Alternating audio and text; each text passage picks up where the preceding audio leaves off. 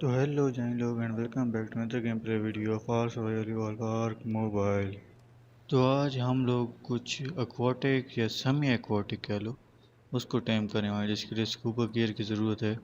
और last time हमने fume में टीम किया था और इस बार ईरी फ्यूम में सॉरी इस बार मेरे जो लास्ट डाइनो बचे हुए हैं हाँ उसका सेटअप मेरे पास पड़ा हुआ है।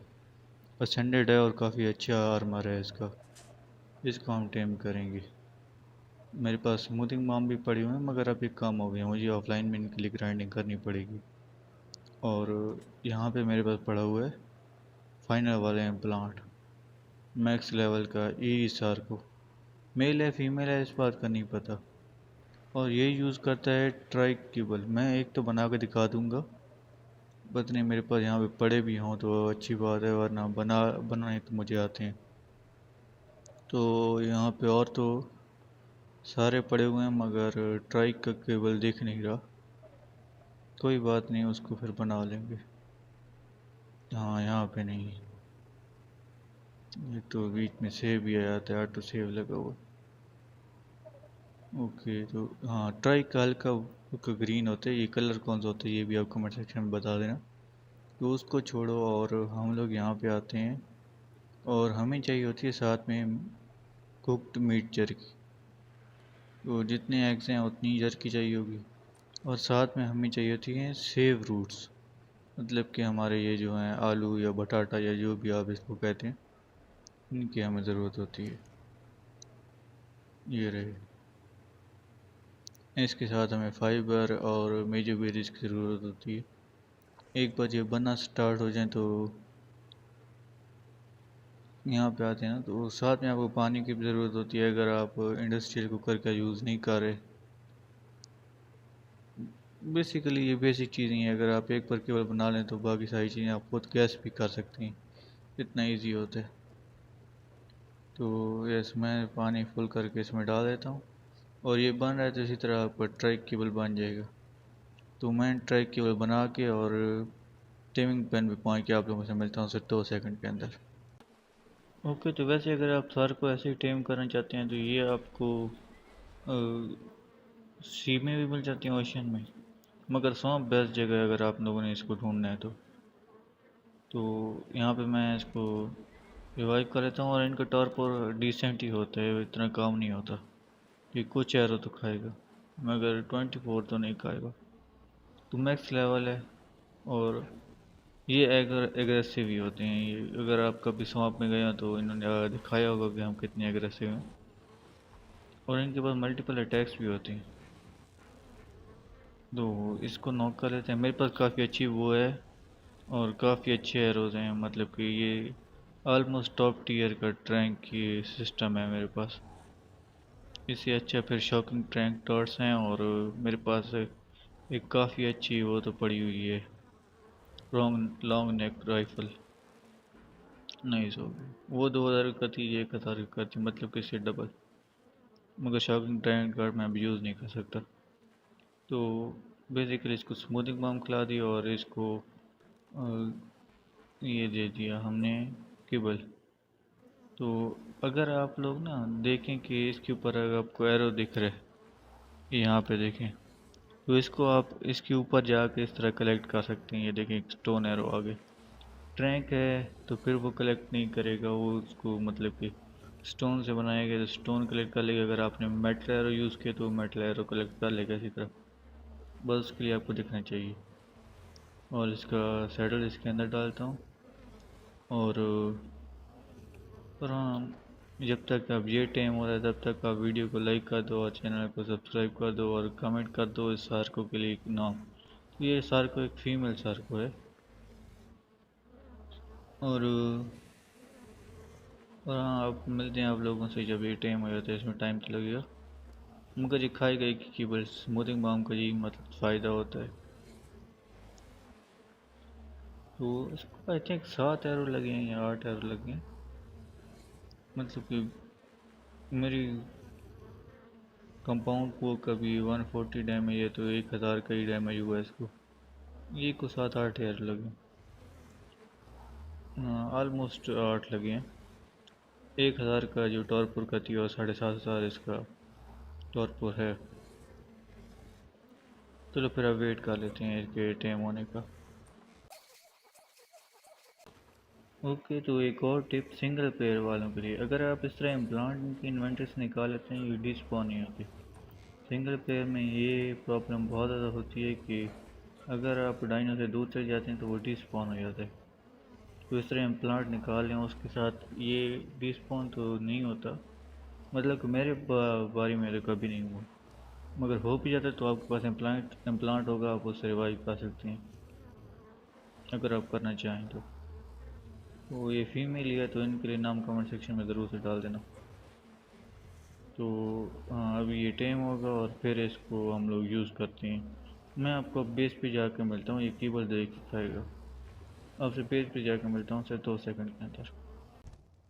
ओके, तो जाएं लोग, ये टाइम हो गया और मैक्स लेवल का था तो मैक्स लेवल का ही आया। एक ही कीबल खाया था इसने।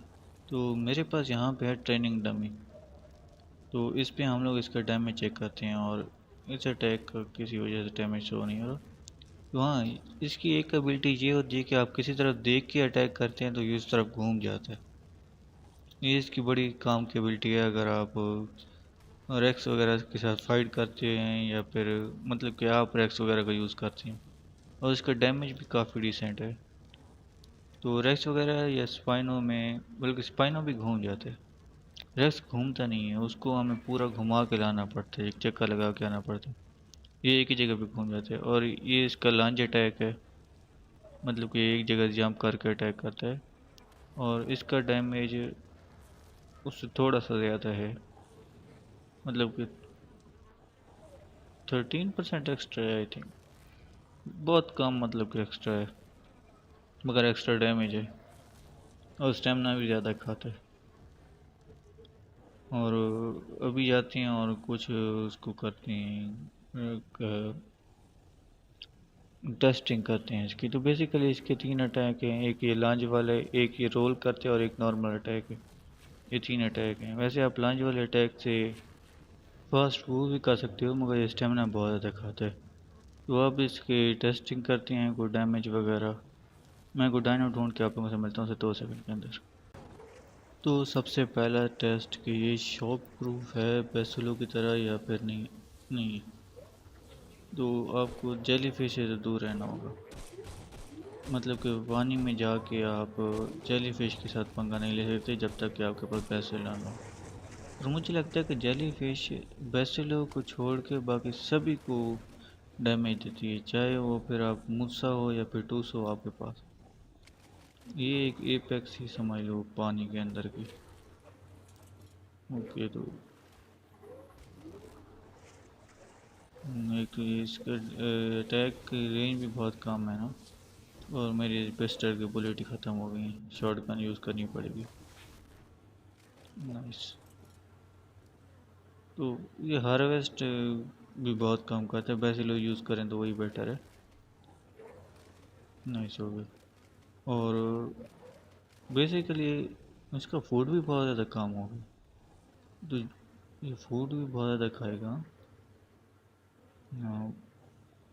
ऑलमोस्ट 3000 के करीब इसका फूड यूज़ हो गया। मैं सिर्फ अपने बेस से यहाँ पे आया हूँ, एक मतलब कि कोना ही ट्रैवल किया।